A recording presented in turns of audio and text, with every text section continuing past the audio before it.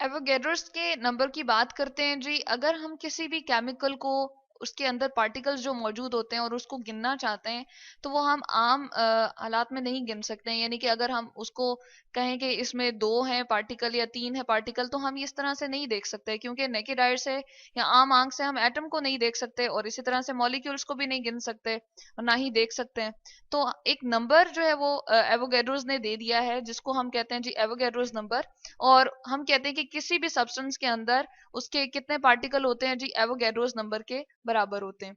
तो चले हम इस पे बात करते हैं। हम जो सब्सटेंस देखते हैं अपने आसपास जी, वो किससे मिलके बना होता है? या तो उसमें एटम्स होते हैं बहुत सारे, ठीक है, और हम या फिर ये कहते हैं कि उसके अंदर मॉलिक्यूल्स हैं, ठीक है, एटम्स होंगे। चले हम यहाँ पर लिख देते हैं कि एटम्स होंगे, या फिर स्लैश मैंने डाल दिए, या फिर हमारे पास क्या हो सकते हैं कि उसके अंदर मॉलिक्यूल्स हो सकते हैं। और इसी तरह से हम ये कह सकते हैं कि उसके अंदर फार्मूला, या फिर ये हो सकता है कि वो फार्मूला यूनिट से मिलके बना हो। यानी कि इन तीनों में से कोई एक जो है पॉसिबिलिटी हो सकती है। हम कहते हैं कि या तो फार्मूला यूनिट होगा उसके अंदर, या फिर वो क्या होगा, मॉलिक्यूल से मिलके बना होगा, या एटम से।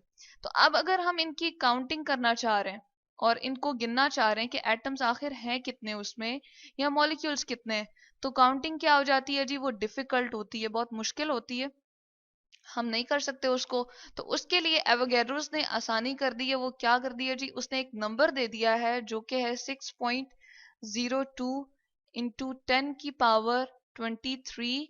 और इसको हम कहते हैं जी एवोगैड्रोस नंबर। और इसको अगर हमने कहीं लिखना हो, इसका सिंबल अगर बनाना हो, तो हम सिंबल इसका बनाते हैं जी एन कैपिटल लिखते हैं, और इसके सबस्क्रिप्ट में राइट साइड पे हम ए लिख देते हैं। और ये क्या है जी, एन ए, यानी कि एवोगैड्रो, ए फॉर एवोगैड्रो और एन फॉर नंबर। तो एवोगैड्रो नंबर कहीं भी अगर इस तरह से लिखा हो, तो इसका मतलब यही है 6.02 इंटू 10 की पावर 23।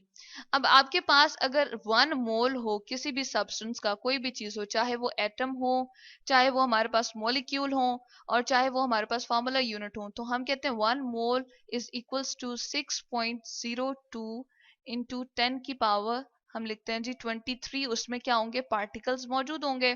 जिस तरह हम सपोज कर लेते हैं, हम लेते हैं ना आम अपनी डेली रूटीन लाइफ में भी हम कहते हैं जी 1 डजन कितने के बराबर है। अगर 1 दर्जन आपसे पूछा जाए जी कितने के बराबर, तो आप कह देते हैं जी 12 eggs के बराबर है। तो इसी तरह से हमने ये एक यहाँ पर पार्टिकल्स को गिनने का आसान सा तरीका जो है एवोगैड्रोस ने बता दिया कि अगर आपके पास 1 मोल किसी भी चीज का होगा, तो उसमें 6.02 इंटू 10 की पावर 23 पार्टिकल्स मौजूद होंगे।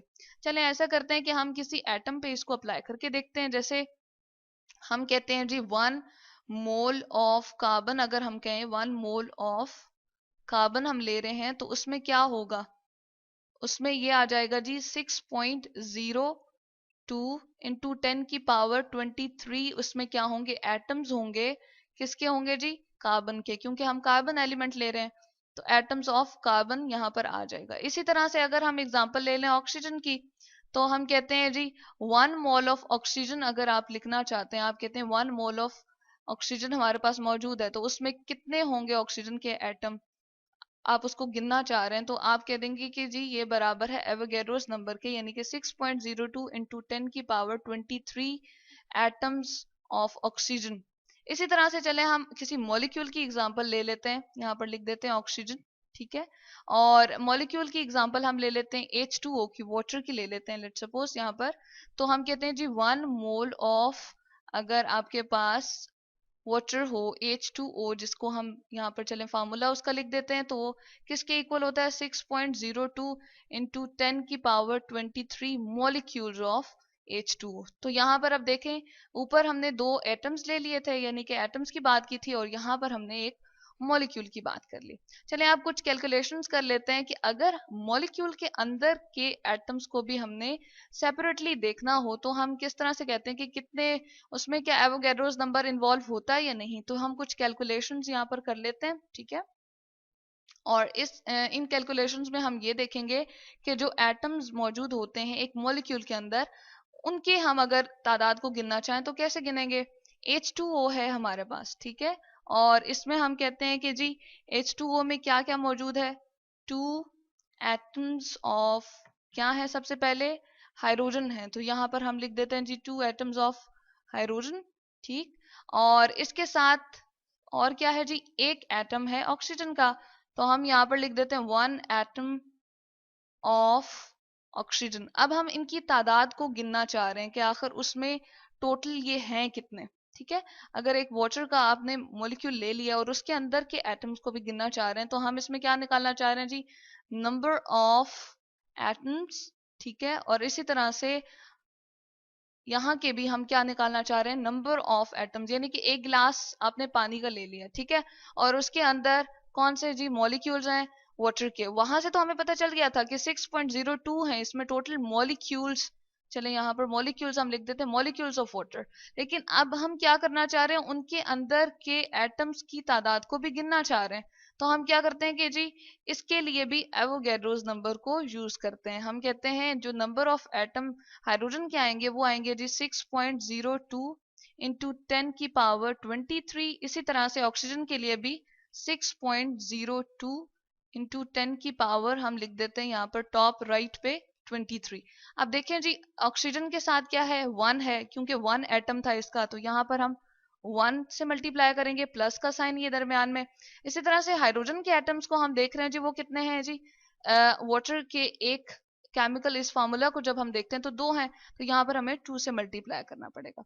और जब हम मल्टीप्लाई करते हैं इसको तो ये आंसर हमारे पास आता है जी 12.04 इंटू 10 की पावर जब हम लेते हैं तो 23 आ जाएगा।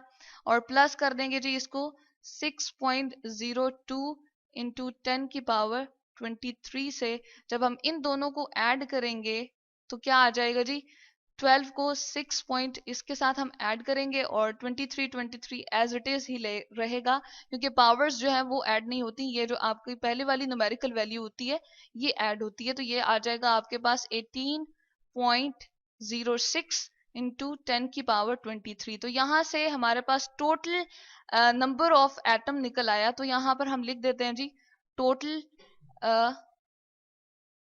Number of atoms. और ये टोटल नंबर ऑफ एटम्स किसके निकले हैं जी, ये हमारे पास निकल आए हैं H2O के सारे एटम्स की हमने क्या कर ली है, तादाद गिन ली है। ठीक है, ऑफ H2O। इसी तरह से हम चले एक आयनिक कंपाउंड ले लेते हैं जिस तरह NaCl है।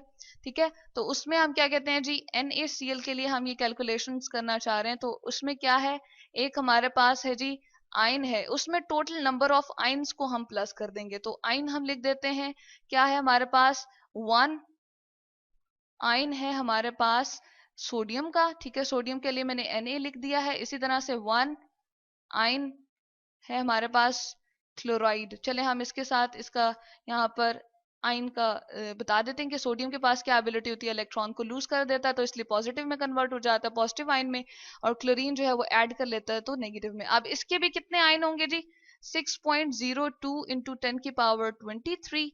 और इसी तरह से क्लोरीन के कितने होंगे, 6.02 इंटू 10 की पावर 23। अब इनके पास क्या है, मल्टीप्लाई हो रहा है जी 1 से, इसी तरह से ये भी मल्टीप्लाई हो रहा है जी 1 से।